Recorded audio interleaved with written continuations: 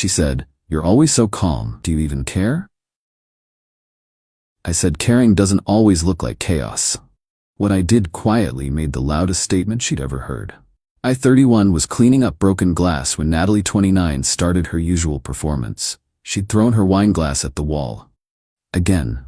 Third one this month. "Look at you, just cleaning it up like it's nothing. Do you even care that I'm upset?" "I care, that's why I'm cleaning up before someone gets hurt." That's not caring. That's maintenance. Where's the emotion? The passion? Passion doesn't have to involve broken glass. God, you're like a robot. I just told you my coworker disrespected me and you're worried about glass. You threw the glass before telling me about your coworker. What happened? See? So calm. So measured. What happened? Like you're taking a police report. This was our pattern. Natalie equated drama with love, chaos with caring. If I wasn't yelling, breaking things, or making grand gestures, I didn't care. Meanwhile, I showed love through consistency. Stability, actions over reactions. Been together 4 years, living together for 2. The drama had escalated steadily.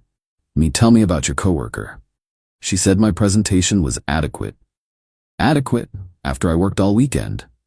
That must have been frustrating. Did your manager agree with her? Who cares? Why aren't you angry for me? Why aren't you saying she's a witch who deserves to be fired? Because I don't know the full situation. Maybe we can review your presentation together, see if... I don't want solutions, I want emotion. I'm giving you emotion, just not chaos. You call this emotion? You haven't raised your voice once. You haven't even frowned. I process things internally. You know this. No, you're dead inside. 3 years and I've never seen you really care about anything. That stung. I cared about everything, just didn't broadcast it. Remember when my car got towed? You just called the tow company and handled it. No anger, no cursing them out. I got your car back. Isn't that what mattered? A real boyfriend would have been furious, would have demanded to speak to managers, made a scene. A scene wouldn't have gotten your car back faster. It would have shown you cared. The irony. While she performed caring through chaos, I actually solved her problems. But solutions weren't theatrical enough. That night, she tested me again. Came home at 2 a.m., drunk with her party friend Giselle. Loudly. Bet he's asleep. Doesn't even care where I've been. I was awake, reading in the living room, waiting to make sure she got home safe. Hey, there's water and ibuprofen on the kitchen counter. To Giselle. See? No, where were you? No jealousy, nothing. Uncomfortable. Maybe he trusts you? Trust isn't the point. He should care. I do care, that's why the water's waiting. Water, he leaves water, not I was worried sick, just water. I'm gonna go. After she left, Natalie spiraled. You didn't even ask where I was. You were at Giselle's birthday thing, you told me yesterday. But I'm home late. You should be upset. Why? You're an adult, you're home safe. Because it shows you care. Normal boyfriends would interrogate, check phones, something. That's not caring, that's controlling. At least it's something. You give me nothing. I give you stability, respect, trust, support. Boring. All of it boring. Where's the fight? The passion? The proof you'd fall apart without me? Caring doesn't always look like chaos, Natalie. Then what does it look like? It looks like reliability, like solving problems instead of creating them, like being the calm in your storm. I don't want calm, I want fire. She stormed to the bedroom. I cleaned up the water she'd knocked over in her performance, checked that she'd locked the front door. Normal caring. Invisible to her. Update 1. The escalation. The next week, Natalie upped her game, determined to get a reaction. Monday, posted photos on Instagram with her work husband Todd. Captions like, only one who truly gets me, and when he knows exactly what coffee I need. I liked the photos, commented, glad you have supportive coworkers. She was furious. Natalie, you liked them, those flirty photos with another man? You seemed happy. Todd makes good coffee recommendations? I'm trying to make you jealous. Why? To see if you care. A normal boyfriend would be threatening Todd right now. Todd's married with 3 kids. He's not a threat. Natalie, that's not the point. Tuesday, she didn't come home. No text, no call. Testing me, I made dinner for one, watched a documentary, went to bed. She had a key, knew where home was. Came back Wednesday morning, mascara smudged, same clothes. Natalie, I stayed at Giselle's. Don't you want to know why? If you want to tell me. We had a fight. You don't even remember. We had a disagreement about emotional expression. You left. I figured you needed space. Space? I needed you to chase me, to blow up my phone, to show up at Giselle's begging. That would be stalking. It would be romantic. We have different definitions of romance. Thursday. The nuclear option, her ex, Dante. On the phone loudly. Dante, haven't heard from you in forever. Oh, you're in town? Coffee? Sure. Watched me the whole time. Waiting. Me. Tell Dante I said hi. She threw her phone. It hit the wall. Screen cracked. Hi? You want me to tell my ex hi? If you're having coffee, might as well be polite. I'm meeting my ex, the guy I dated before you, who wanted to marry me. Hey. Okay. Drive safe. You're supposed to forbid it, to fight for me. You're not property to fight for. You're a person who makes choices. Unbelievable. Do you even love me? Me. Yes. Then show it. Feel something. I am feeling something. Disappointment that you need me to perform jealousy to believe I care. At least jealousy is visible. She met Dante, made sure to post selfies. I was at work, finalizing a project that had taken months. My calm focus had gotten me promoted twice. The same trait she hated had built our comfortable life. Friday night, she came home with shopping bags, expensive ones. Natalie, since you don't care what I do, I bought new clothes for my date tomorrow. Date? Natalie, Dante asked me out, a real date, and I said yes. I see. That's IT?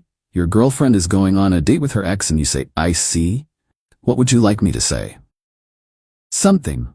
Anything. Scream. Cry. Beg. Racked. Okay, I need you to move out. Blinking. If you're dating other people, you need your own place. I'll give you 30 days. You're ticking me out? Over coffee? Over a pattern. You want chaos. I want peace. You're dating others. We're done. It's not real. I'm trying to make you feel something. Mission accomplished. I feel done. You can't be serious. I'm always serious. You just never believed it mattered. Started making calls that night. Arranged storage unit. Researched tenant rights. Documented everything. Calm, methodical. The opposite of what she expected. Update 2. The quiet storm. Natalie didn't believe I was serious until she saw the boxes. Bought them Saturday morning while she was getting ready for her date. Sturdy ones. Bubble wrap.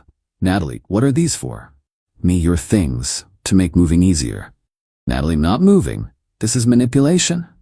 This is logistics. You said you're dating Dante. Our relationship is over. You need to relocate. She canceled the date. Suddenly, getting a reaction wasn't fun when the reaction was eviction. Natalie, you can't just end things. Where's the discussion? The fighting? The tears? Me, you've been ending things slowly for months. I'm just completing the process. This isn't how breakups work. There's supposed to be drama, back and forth, passion. Maybe in movies. In reality, sometimes things just end. She tried everything that weekend. Tears, I handed her tissues and continued packing. Seduction, I slept on the couch. Anger, I nodded and kept boxing items. Threats, I consulted a lawyer friend about proper procedures. Monday came, I took a personal day. While she was at work, I carefully packed her belongings. Everything organized by category, clothes in wardrobe boxes, toiletries and labeled bags, even included an inventory list.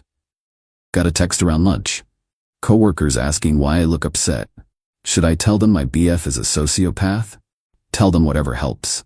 This calm act won't last. You'll crack. You'll beg me back. The storage unit is at Riverside Facility.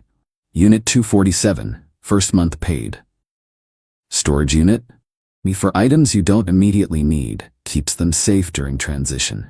She came home like a hurricane, saw her things boxed in the living room. The rage was atomic. You touched my stuff without permission. Me handled with care, check the inventory. I don't want an inventory, I want my boyfriend. Ex-boyfriend, important distinction now. She started throwing boxes. I stood back, let her tire herself out. When she finished, I quietly began repacking scattered items. Stop being so calm. Would chaos change anything? It would show you're human. I'm very human. Humans can be calm. Not when their relationship is ending. Especially then, clear heads make better decisions. She grabbed my shoulders, shook me, or tried to. I just looked at her. Feel something. I feel sad, disappointed, relieved, tired, but mostly resolved.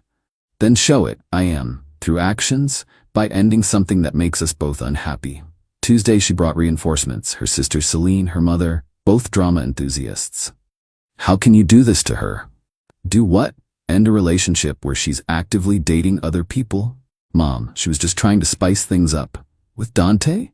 You drove her to it, being so cold. I'm not cold, I'm calm. There's a difference. Real men fight for their women. Real men respect when women say they want someone else. They spent 2 hours trying to provoke me. I made tea, offered cookies, stayed pleasant. It drove them crazy. See? No passion, no fire. My daughter needs emotion. Me, she's getting emotion, just not the kind she expected. By Wednesday, Natalie was desperate, posted on social media about her emotionally abusive ex who was throwing her out with nowhere to go. The comments were interesting. Some supported her, others didn't. Wait, didn't you post about going on dates with Dante? Girl, you literally threw glasses at walls? Maybe he's not cold, just tired? Her friend Lindsay called me. Ben, what's really happening? She wanted me to react with jealousy to prove I cared. Started dating her ex. I reacted by ending things. Now she's upset it's not dramatic enough. Sounds about right. She did this with her ex before you. Dante? No, before him, Marcus, kept pushing for reactions until he exploded, then left him for being unstable. You're the first one to just not play. I don't do games. She's realizing that now. 1 week since the ultimatum, Natalie had refused to look for places, convinced I'd crack. I hadn't. Found her in the bedroom, surrounded by photos of us. Crying real tears. Remember this trip? You planned everything, every detail, because I mentioned wanting to see the mountains. I remember. Natalie, that's caring, that's love. The planning, the remembering. Yes. Natalie, but I couldn't see it because you didn't make it dramatic. No. I need chaos to feel alive. You need peace to function. Yes. We're incompatible. She looked at me, really looked, for maybe the first time. You're not gonna suddenly realize you can't live without me? I realize I can't live with you, with the chaos, the tests, the manufactured drama. This is really over. It's been over. I'm just the only one who noticed. Final update. The loudest silence. Moving day. Natalie had found a studio apartment, expensive but available immediately. Her parents co-signed when she couldn't qualify a loan. I'd arranged everything. Movers, truck, even took another day off to ensure smooth transition. She watched me coordinate it all with the same calm efficiency I'd used for 4 years. Natalie, you know what's funny? This is the most emotion you've shown our entire relationship. Me, this isn't emotion, it's action. No, it's care. You're ensuring I transition safely. Making sure nothing breaks, that I have everything. You're showing love by letting me go properly. Perhaps. The movers worked quietly, professional, like me. Natalie sat on the couch, holding the inventory list I'd made. 3 pages, detailed, organized by room and box number. Natalie, you cataloged everything. Easier to unpack. You included notes, fragile, grandmother's vase. Winter clothes won't need immediately. Important documents, file cabinet. Basic organization. It's care, invisible, practical care, the kind I never valued. I helped carry a box of books. She'd collected first editions. I'd found protective sleeves for each one, prevented damage during packing. Another invisible gesture she was finally seeing. All those times I screamed for attention. You were already paying attention, just quietly. Me noise doesn't equal notice. Her phone rang. Answering. Hey, oh, not today. Actually, not any day, I'm moving. No, alone, because I need to figure out why I mistake drama for depth. Yeah, bye. She hung up. Looked at me. Natalie. He asked if we were being dramatic about the breakup, fighting over who keeps what. I told him we divided everything fairly in 20 minutes using a spreadsheet you made. It was efficient. He couldn't understand. Said breakups are supposed to be messy. Ours is, just not how he expects. The truck was loaded, time to go. I handed her an envelope. What's this? Security deposit for your new place and first month's utilities to help you settle. Ben, I can't. Me, you can. It's practical. You'll need stability while adjusting. This is why I couldn't make you react. You don't react. You respond. There's a difference. Yes. I spent 4 years trying to create chaos to feel loved. You spent 4 years creating stability to show love. We spoke different languages. We did. She moved toward the door, then stopped.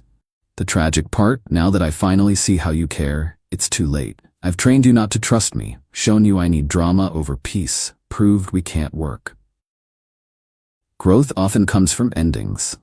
Very zen, very you. She smiled sadly. Someone's going to be lucky, someone who recognizes quiet love, who sees care and consistency, who doesn't need chaos to feel alive.